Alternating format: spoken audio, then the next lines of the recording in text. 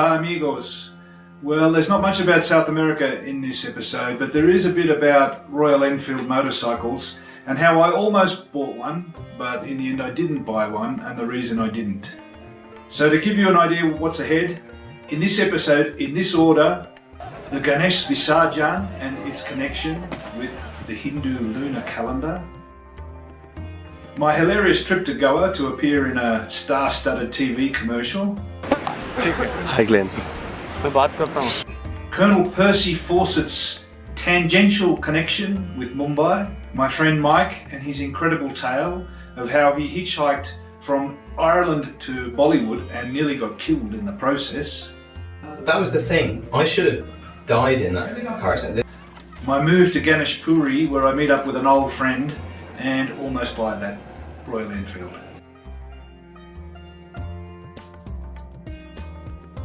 But first of all, here's a touching story about a little Indian girl who works on the street supporting her whole family, but without begging. So I'm back in India, back in Mumbai, back in the Kishan guest house. In some ways it was good to be back. There's some things that you just don't see in Australia that you do see in India. Now the phrase child labour might come to mind when you watch this spectacle, but the mother's just trying to make an honest living.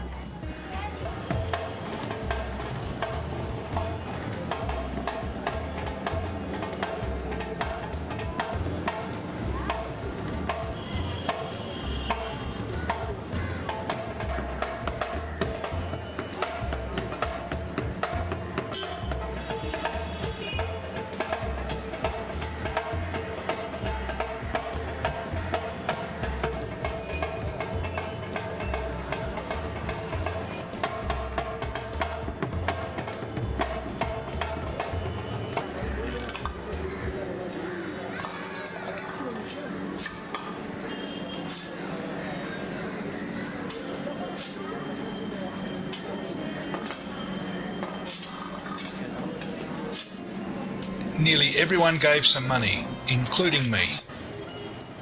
Che Guevara lives in Mumbai, India.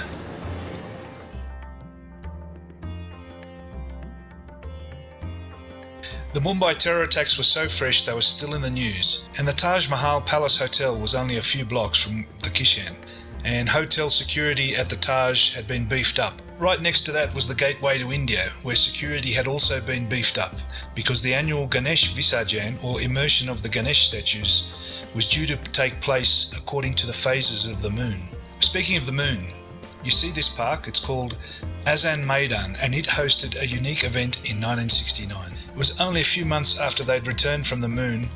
Bombay, as Mumbai was then called, welcomed the crew of Apollo 11. They even erected a replica lunar module there. Many Hindus believe that a god called Chandra lives on the moon, and he rides around the moon in a chariot drawn by an antelope, and he was banished there by the elephant god Ganesh. While I was in India, this article came out, which has a special significance for Indians. So for their own scientists to prove that Apollo happened, it was quite a significant announcement. They also did their bit in dispelling these conspiracy theories saying that people never landed on the moon. So here is the ancient tradition of Ganesh Visarjan, held at the gateway of India, and as always, held on a moonless night.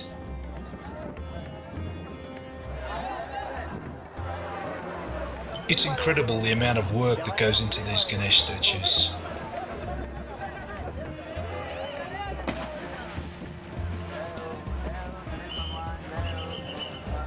They're made of plaster of Paris, and they're supposed to use organic paint, so they slowly dissolve in the salt water.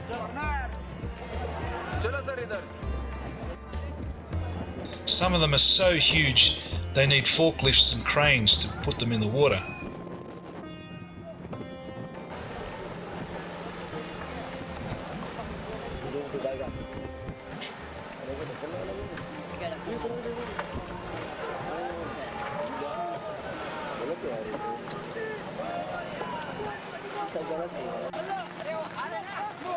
Not all of them are big.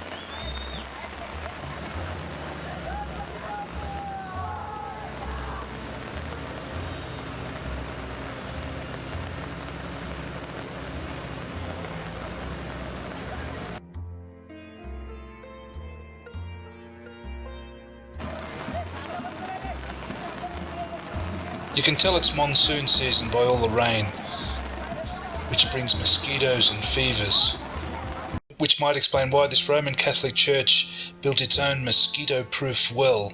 India, where decorating a wedding car with flowers is an art form. India, where palmistry and astrology are taken very seriously.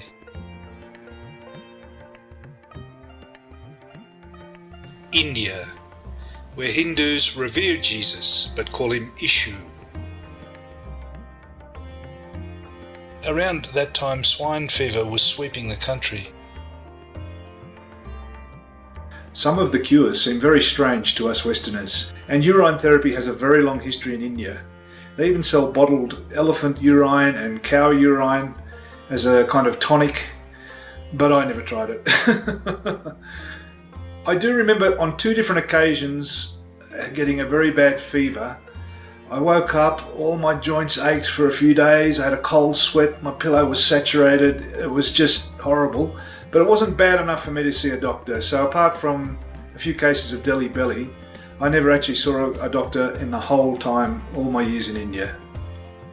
I'd have to trust myself to these doctors that, well, you look at the signs. One day Warren sent me to an audition up in North Mumbai, and when I got there it was just like a block and a half of people waiting in line, and it was hot and it was sticky, and I almost turned around and said, no, I've been here all day and I haven't hardly moved forward in the queue. And a lady came and said, you're not leaving, are you? And I said, oh, okay. So I did the audition. It seemed a bit weird, something about climbing a rope. And forgot about it. And then Warren said they want your clothes measurements, which means you're on the short list. Next thing I know, I was on a flight to Goa for a 3-day shoot. I'd been to Goa before and visited the Basilica of Bom Jesus. Yes, St. Francis Xavier's mortal remains can be seen in that silver casket. He was a missionary in Japan, India, China. He actually died in China and they buried him there first. They dug him up twice before they finally laid him to rest here in Goa. St. Francis Xavier, he founded the Jesuits, who later on had an immense influence on South America. He founded the Jesuits along with Ignacio Loyola. Now, there is a connection between Loyola and the royal Inca family of Cuzco, which I will talk about in a later episode. Goa used to be predominantly Catholic due to it being a Portuguese colony for more than 450 years. But these days Catholics are well in the minority. Those signs of Catholicism you can still see all around Goa. Portugal resisted giving Goa back to India until 1961, when India took it by military force. Ironically, there's a Portuguese connection with Bollywood. Frida Pinto from Slumdog Millionaire, she's of Portuguese descent but born in Mumbai. Like my agent, Warren D'Souza, his grandparents were Portuguese, but there's also a newly arrived wave of Brazilian Portuguese actresses that have invaded Bollywood. Flying into Goa, we were spirited onto a microbus, whose driver did not seem to know which side of the road he should be on. My roommate again was my mate Simon, and this little amphibian friend. The accommodation was first class. This was already looking to be a good shoot. Nearly everyone on the shoot were well-known personalities. TV ads generally pay a lot more than movies for the days that you spend in front of the camera, depending on how central or critical you are to a TV ad or a film.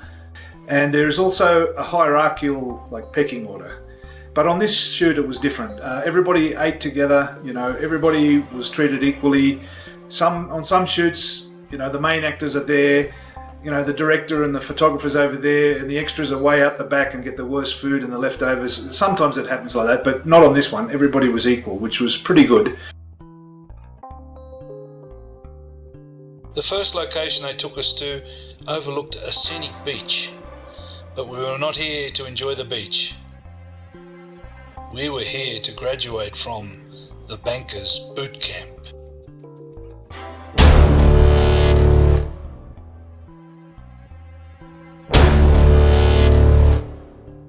No laughing, you lazy bankers!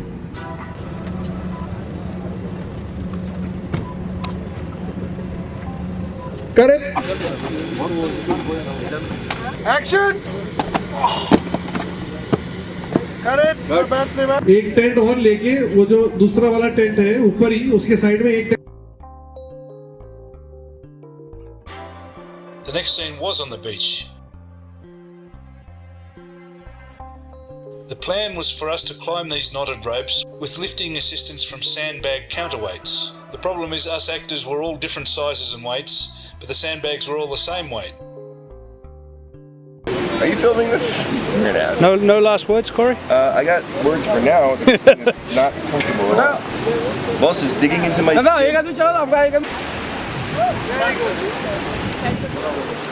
Tell us this in the audition, Corey. No, they conveniently left it out. Glenn, any thoughts? As you have a man Have you got insurance? Because I have. fiddling with your crotch. Just got to that part yet. Go!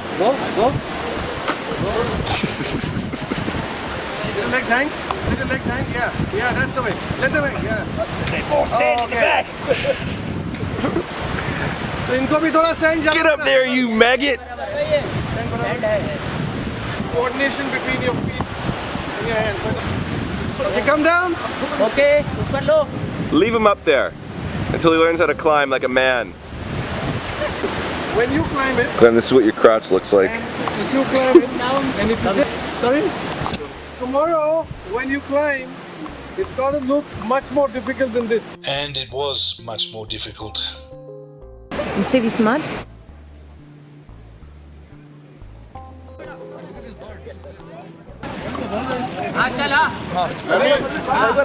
Silence, rolling, roll camera, action! You get up that rope! You get up that rope right now! Don't you come down! Shooting was delayed by a dog that looked a lot like a dingo. And this daredevil-powered paraglider just missed the wooden tower. Food was great, not limited, and like I said before, we all ate together. No pecking order, no pseudo-caste system like on other shoots. Action! You get up that rope now! You get up that rope! I want you up that rope! The director wanted us to look fatigued, worn out, and we didn't need much coaxing. A very long day just for a few seconds of footage, but that's show business. I can tell you, we were glad when it was over. Hi, Glenn. मैं बात करता हूँ. बस.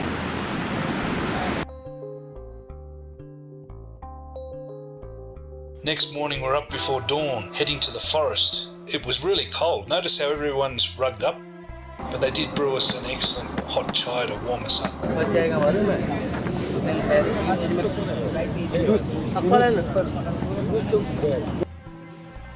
The forest was the setting for the Karate Kid scene. Poor old Simon and Jitten drew the short straws in this scene. Okay, ready, stand by. चलिए, action!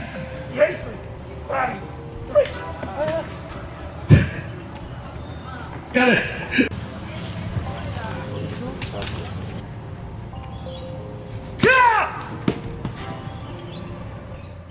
A well-organised shoot will have half a day extra for delays and reshoots and bad weather, but if everything goes smoothly, you get that half day to go and explore. So we used that opportunity to explore Goa.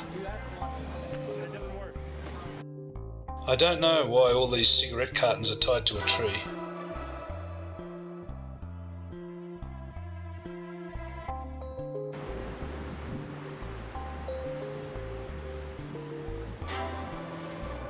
You know, cows are sacred to the Hindu religion, although in Goa it is legal to eat beef in some restaurants. At least it was in 2010 when we were there, although I can't ever recall having a decent beef dish in all my years in India.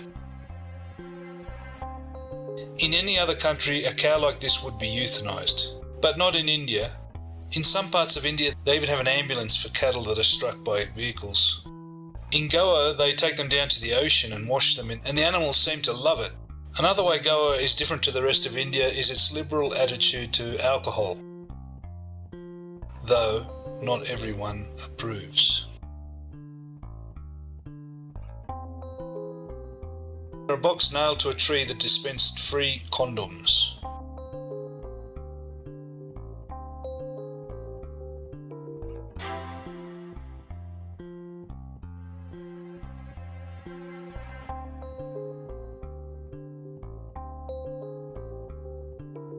Goa is immensely popular with Israelis and Russians.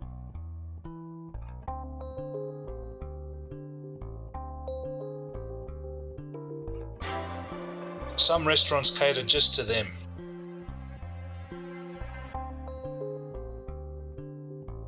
And it's easy to spot them because of their casual beach wear.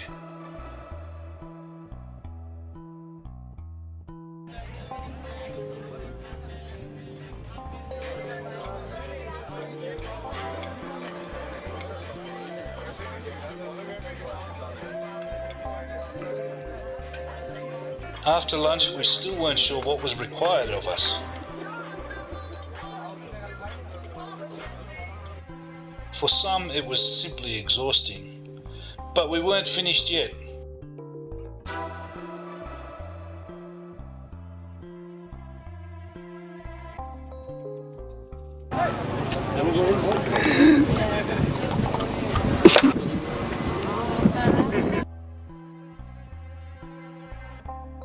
Just next. Guys? Yeah, sure. And then there's an eyelash. How long before we shoot? Thank you very much.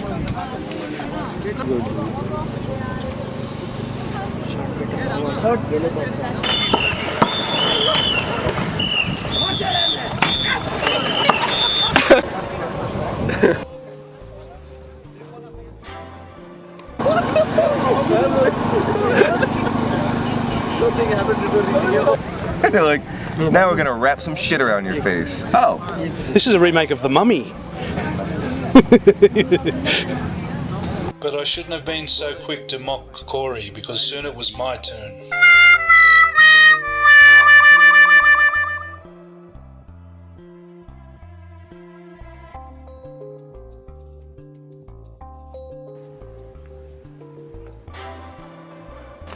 Getting to and from these isolated little beach coves on the Goa coastline was an adventurous trek in itself. But what grabbed my attention more than the cheap hotels and hippie restaurants and trinket souvenir shops were the ubiquitous Royal Enfield motorbikes. They're everywhere.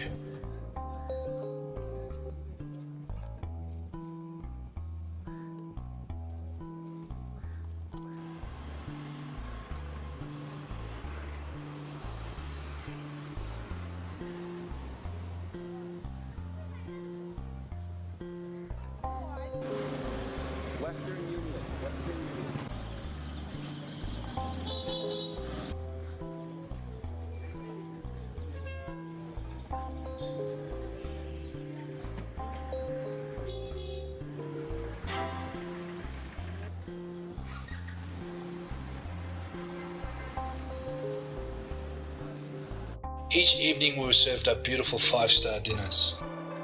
When I was younger, I used to keep an audio journal, actually. Yeah, dignified. Yeah. I used to do that too. For about 7 years, I would never want to go back and listen to it. God only knows the rubbish I spilled into that thing. Seriously.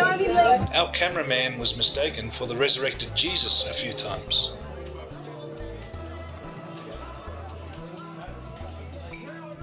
Back at that same beach early the next morning to shoot some B-roll and still shots.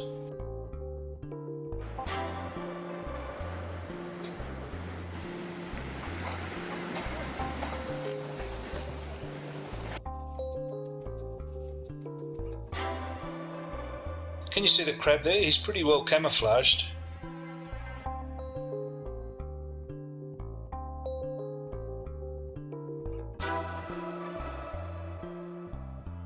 Simon said he knew karate, and so did Jitin. So what you're about to see is the clash of the titans. Come on,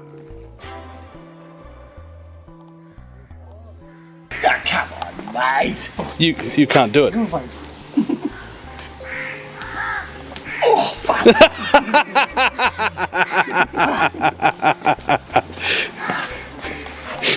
Heading back to Mumbai, we're all wondering what could be created from all these disparate shots that the director had somehow going to string together into a coherent ad. But when you see it, it speaks volumes for the creativity of the ad agency. I think it's a pretty good end result. Rack makes fast, we are so slow. Rack makes fast, we are so slow. We have hit a whole new low. Rack back off for so much more. Rack back off for so much more. We keep falling to the floor. We keep falling to the floor. We're so regretting. Rack Bank sets the standards that are met with 5%. You can see here the bank was based in the Arab Emirates, so I never actually got to see the ad on TV. Call now. You soon notice not everyone wears a motorcycle helmet in India. Even in traffic in the city. Despite signs prophesizing an ill end to those who don't. People tend to disregard warning signs no matter what they say.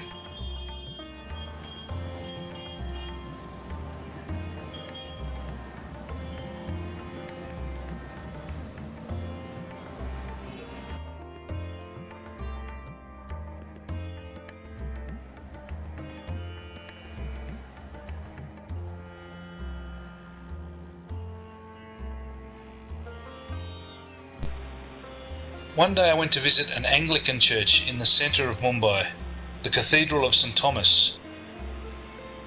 It was 0.0 for the British milestones road system, like 1 mile, 2 mile, 3 mile. They all started at 0 at this church. Inside it looked decidedly Anglican. This is a memorial to James Fawcett. He was the grandfather of Colonel Percy Fawcett. Colonel Percy Fawcett had a colourful career, much of it spent in South America. He wrote books that were bestsellers in his time, but his disappearance in 1925 while looking for a lost city spurned both a best-selling book and a Hollywood epic. Back in the Kishan guest house, us Bollywood gorras, we had a lot of time on our hands. So we used to watch DVDs on my laptop. I distinctly remember someone brought the whole BBC series of The Office. That was quite amusing. Someone else brought The Long Way Round with Ewan McGregor and Charlie Borman. We really liked that. And keeping with the motorcycle theme, I was able to get a copy on DVD, a black and white film in the 1930s. A guy called Robert Fulton went around the world on a Douglas motorcycle. The film was called Twice Upon a Caravan. You can see here he had a special compartment in the skid plate where he hid a pistol. He went from Europe through the Middle East, Iran, India, onto Japan and back across North America. Just like many vehicles we saw parked outside the Kishan and in the vicinity, 2 wheels, 4 wheels, but some people came with no wheels. Remember in the previous episode about the film Pizzassi Raja? You see this fellow here? That's my friend Mike Lennon from County Clare in Ireland. Mike hitchhiked the whole way from Ireland to Bollywood. He also appeared with me and Harry in a TV ad with the great Shah Rukh Khan. TV ad that we did for Jet Airways. His journey from Ireland to appearing in that photo with Shah Rukh Khan is so epic that a prestigious Indian magazine called And devoted 6 whole pages to his story. His tale is one of survival, quite literally.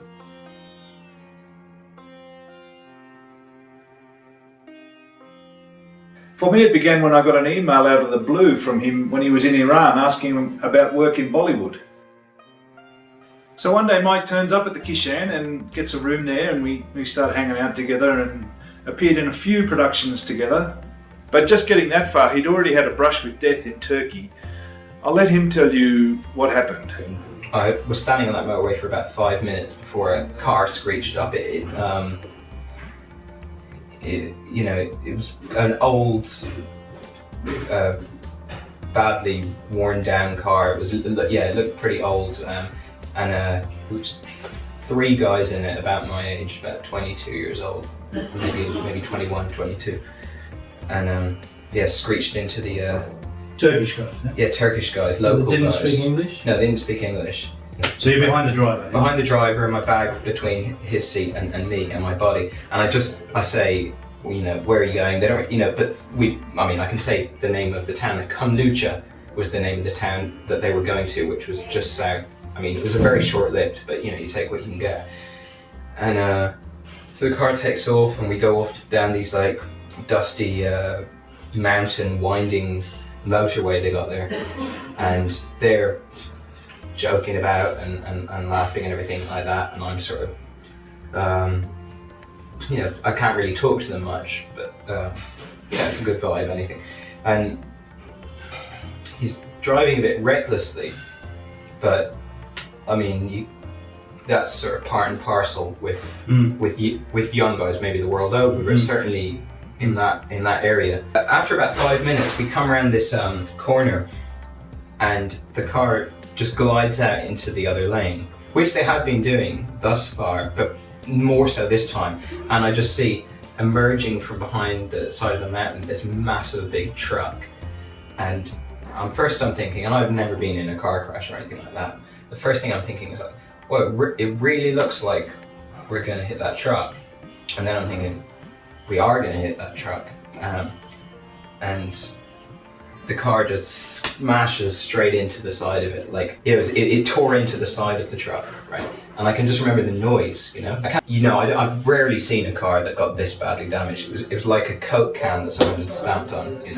Just completely destroyed it. I remember like I remember 2 or 3 frames. Like that's how fast stuff happening. I can just remember still images. One of like crunching happening there, like of the car. The next one was just a waterfall of glass coming towards me. Miraculously, none went in my eyes, and I can't fathom how it didn't. But what happened was, because I had my massive big bag in front of me, that slowed me down. So I remember going through it was like plunging into water. When you plunge into water, you go. You kind of you slow motion. Yeah, we will. It's like you're being held back by some pressure. So I get out of the car, pull out my bag, because I'm thinking the car might explode at any moment. So I'm like pulling out my bag and my iPod and stuff like that. And I get out of my seat or my door and sit down. And I'm in a terrible state. Covered in blood. I've got a massive cut in my head which penetrates right the way down. It's a big split, and my blood just coming all down here. I've got, you can still see my scar here. Just everywhere, bits of glass embedded all over me. I've got a lot of things here. I've got like blood clotted in my eyebrow. I've got just blood coming all the way down me. My clothes are soaked, dripping, literally dripping in blood. My ears full of glass, and when I go like this, it's glass. I look like Bruce Willis in Die Hard. I was the only person on that side of the car. I go around the car, just peek my head over the thing, and the truck has stopped. A few cars have stopped. This one, and the 2 guys from the front of the car are like scrambled. Every everything that could be broken is broken. You can hardly even see that it's human bodies. It looks like aliens or something. I mean, everything's gone every which way, you know. Were they still breathing? Well, I mean, I'm just looking at them. I'm just looking at them, and I looked away. It was not a pretty sight. Yeah, I mean, these are people that I just met 5 minutes ago. I don't know them from Adam, right? I don't know anything about them. Broken bone here or there? I don't know. See, that was the thing. I should have died in that car accident. When they put me in a car then to the hospital, me and the other guy, and the guy comes over. I mean, at this point, I don't know what to think because I'm walking around, you know. I'm feeling a bit sore, but only like I fell out of a tree or something like that. I haven't broken anything. Like I mean, it's unbelievable. And I get in the car, and this guy comes over and he goes, "It's okay, it's okay. One boy is dead." And I was like, you know, it's an interesting choice of words. That one boy died on impact, and the other guy from the front seat. Although I never got to find out because those two were taken to a separate hospital, I would be very surprised to find that that guy is still alive. Well, the hospital, it was something else. I mean, they put me in. They get out of the car, insist on putting me in this wheelchair, run me up this thing in around the corner. I mean, the place where they operated on me, if that's the correct term, was basically in this, you know, practically in the porch of the hospital. It was real cowboy stuff. I mean, the guys are like, you know, there doesn't seem to be any sort of like anesthetic or not anesthetic, like just any kind of anything. It's just like, you know, it's like the janitors are working on me or something like that. And this guy's coming over and they're just like, you know, scrape, you know, to get the glass out of my skin, which is embedded all over me. You'd think that they would like just get tweezers or something, but no, just a cloth scrape, you know, like making bigger scars. And they were like, you know, sewing me up, like, you know, having a chat at the same time, you know. And I'm like looking through this. They put this like thing on my head to like, you know, just only uncover the scar thing, and they're like, and you know, all I can see is this guy, and he's going like this, and he's talking, and then he looks around and he goes, and then like he keeps going, like, I'm like, well, that's not a good sign. This is my face, like, you know, and then he's doing my head, and he's doing it away, and he's just happy-go-lucky. And the other guy comes over and goes like, so I got up to the desk and I'm like, how long do you think you're going to be keeping me? And go, oh no, we're finished with you. That, like, you know, didn't even bother to tell me. I've already been checked out. So I'm like standing there, like caked in blood, with this thing wrapped around, all blood, everything. Like, I mean, you know, just a sight to behold. And so that's all that they want from me. So I'm gonna leave, and they go, oh no, you got to give a police statement. So nobody speaks either. Well, I had to wait ages for the police to arrive. The police arrive. It's the army police, right? And they take me to this army barracks in this little town. So after driving me around and then showing me the vehicle, they bring me to the scrapyard where the vehicle is and ask me if I left anything in the vehicle, my passport or whatever I had. That was nice. Yeah, that was nice. So they bring me to there, and it's ages before the guy who I have to give a statement to is available. In fact, he's not available until something about 8 o'clock in the evening. So for about 6 hours, I have to stay in this army barracks, not allowed out. I was thinking about escaping it.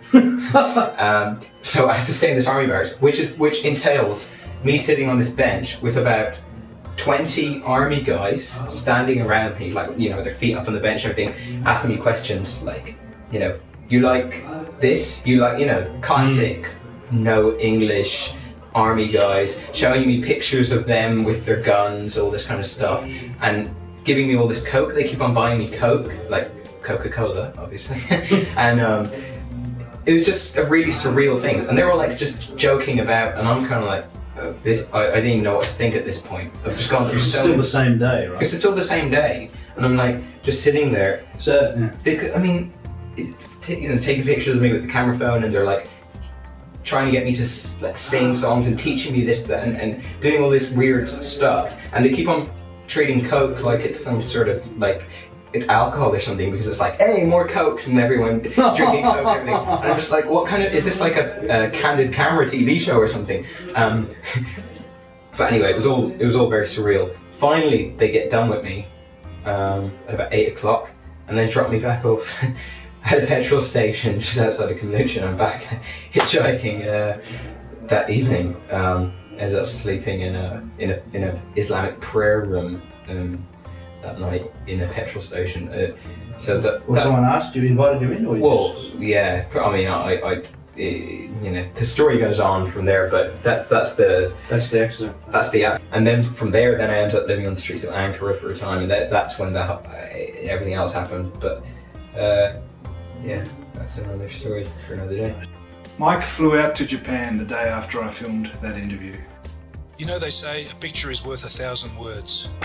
Well, if someone sees this photo in 1,000 years and wants to know who these three characters are, you have yours truly, a humble coal mine electrician from rural Australia. The great Shah Rukh Khan, currently the world's biggest movie star and whose father was a freedom fighter against the British. And Mike Lennon, who hitchhiked the whole way from Ireland to India, surviving robberies, homelessness and a fatal car accident to appear alongside Shah Rukh Khan in several films. You know, when I look at that photo, it kind of makes me smile because it's like a map. I'm standing to the right of Shah Rukh Khan, Mike's standing to the left. He comes from northwest Europe, I come from southeast Australia. We met in the middle, got there by completely different means to appear in a TV ad with Shah Rukh Khan in India. Now, 3 different men, 3 different cultures, 3 different countries, but our paths crossed on that particular day and then we went our separate ways. But we had our fleeting 15 minutes of fame.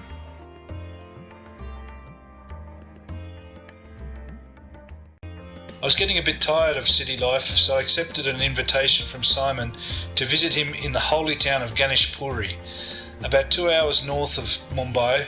You have to go by train and then switch on a bus. Ganeshpuri was a real rural Indian town. It was also a holy Hindu town. There was a saint buried there and there was a temple built over thermal waters. Alcohol and meat were prohibited within the town limits. Simon took me on a little tour on the back of his Royal Enfield motorbike and I liked it so much I ended up staying there.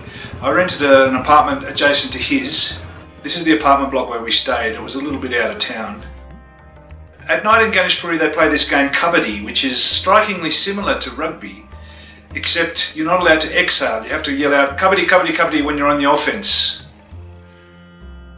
Simon was from rural Victoria in Australia and he told me one day that his grandfather or his great-great-grandfather, there was some connection with the infamous Ned Kelly. Simon was a funny neighbour. How are you this morning? Splendid. I'm marvellous. It's Diwali and I'm in Ganeshpuri. Ganeshpuri was a holy town, but people still locked up their carts when they were unattended.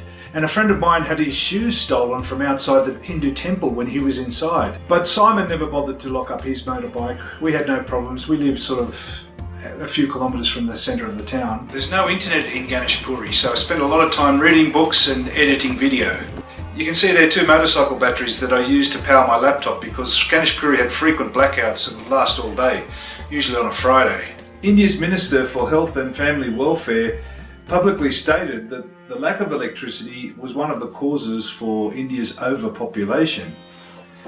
And then there was this story about a boy who did well in the state elections and the government rewarded his village with electrification. The batteries only kept my laptop going for a couple of hours, but I like to run an app on cancer research, World Community Grid. In memory of my mother who died of cancer, I vowed to myself to do as much as I could to find a cure, and I used my laptop for that. And also, you don't want to run out of battery power while editing a video. You can see all those digital videotapes on the desk. I was able to finish that little short film about the popularity of Shah Rukh Khan in Cuzco. I submitted it to the Shamiana Short Film Festival and it actually got a showing. The film ended up being selected for a national tour by the organiser Cyrus Dastur. I don't know how many million people saw it. I didn't make any money out of it because it was a non-profit organisation.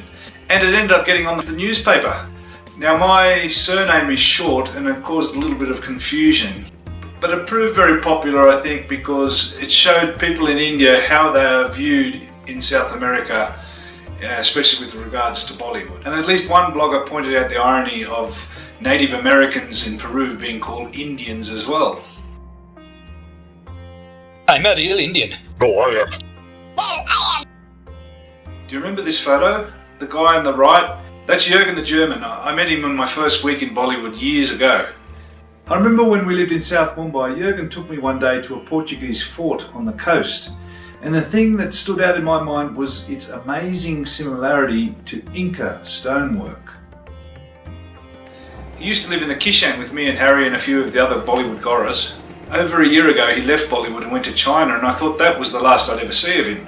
But guess who turned up in Ganeshpuri to visit me and Simon? You'll notice that Jürgen is tall, white, bald, and that was one reason he was often cast as the bad guy in the Bollywood movies. Jürgen had a lot in common with me and Simon, and he couldn't wait to get out to our apartment and look on the laptop and reminisce about all the old Bollywood films we'd been in. One of Jürgen's biggest roles was as a villain in a motorcycle TV ad with Hrithik Roshan, one of the biggest Bollywood stars, and it's definitively Mad Max-esque.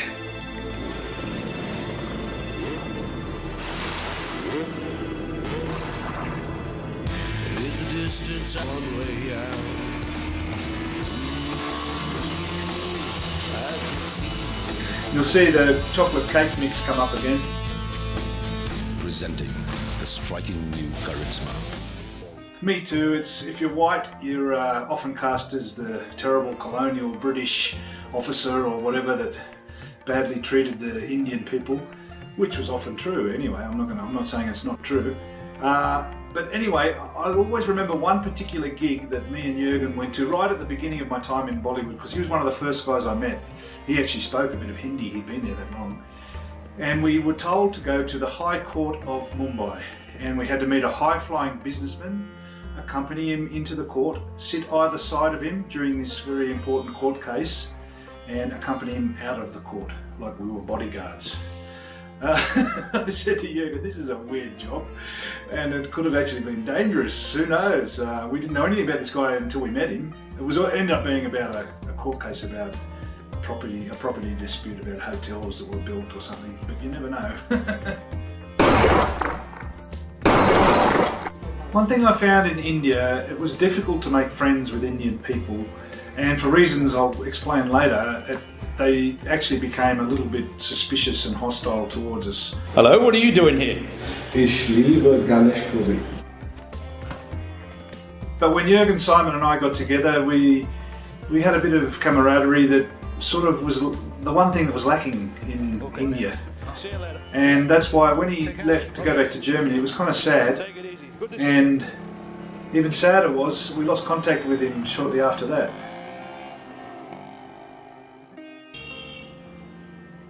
One day I went to Mumbai to see a classic car show. Some of them were absolutely beautiful.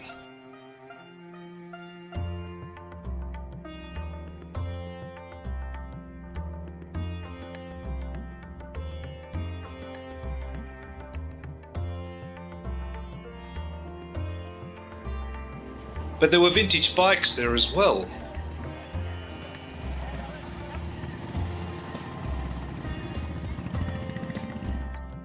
And some of them were absolutely beautiful as well.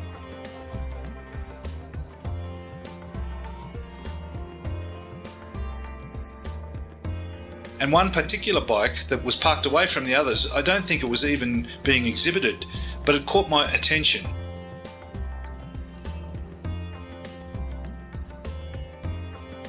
A diesel Royal Enfield.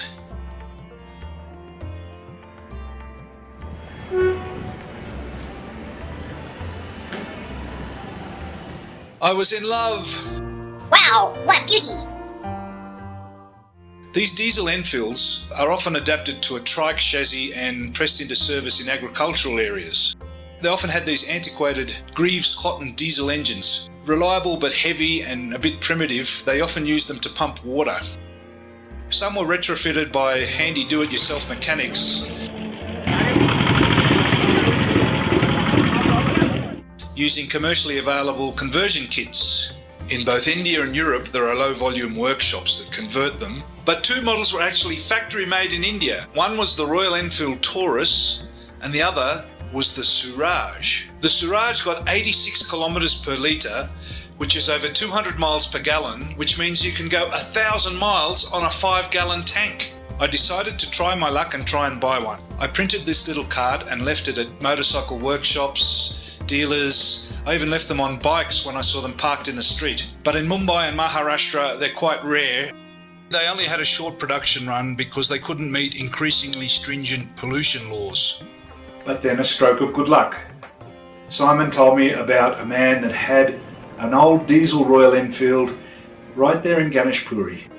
So I went out on the back of a bike. It took a while to find the guy. And then when I saw it, well, the condition was definitely, just have a look at it there. But I had a dream, I had the time, I had the money, I could fix it up. There's a lot of advantages to these diesel engines. Rainstorms and water don't affect them. There's no electronics to get water damage. They've got a lot of torque. They're very economical. Parts are easy to get because Royal Enfields, they've been making them for 100 years. It's all iron and steel, easy to weld, basic 1980s technology. You can even run them without a battery. Another thing that I liked about them, you could run them on biodiesel or even recycled chip oil. There seemed to be a movement worldwide and even in India moving towards biodiesel and natural fuels.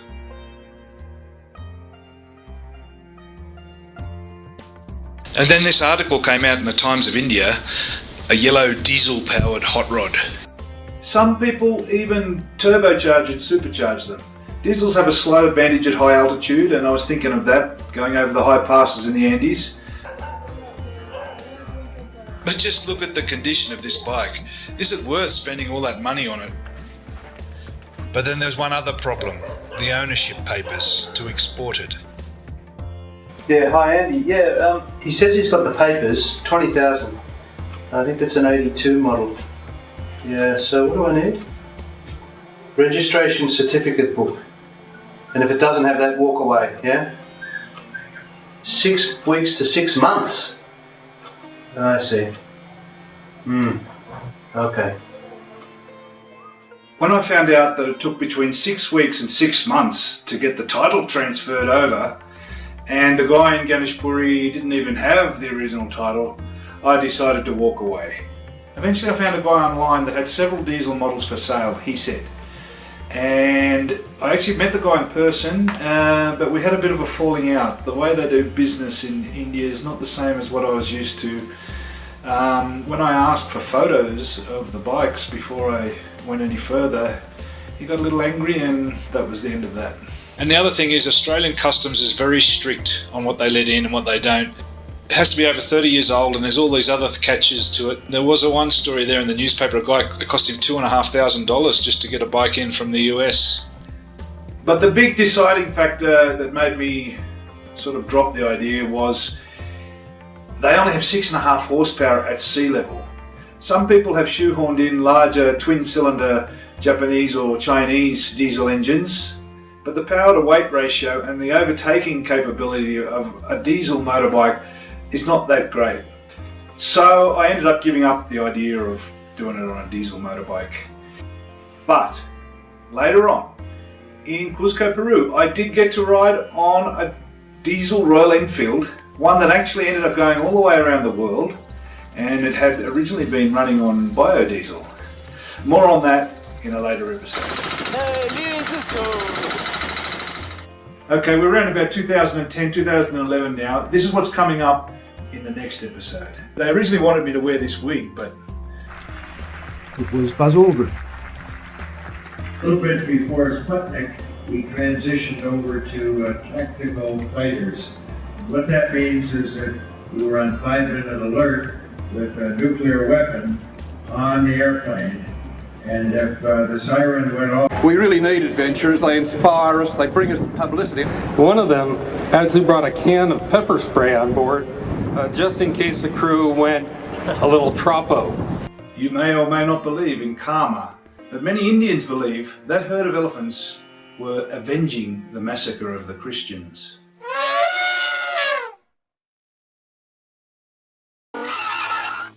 Gringo Loco asks, hit the subscribe button.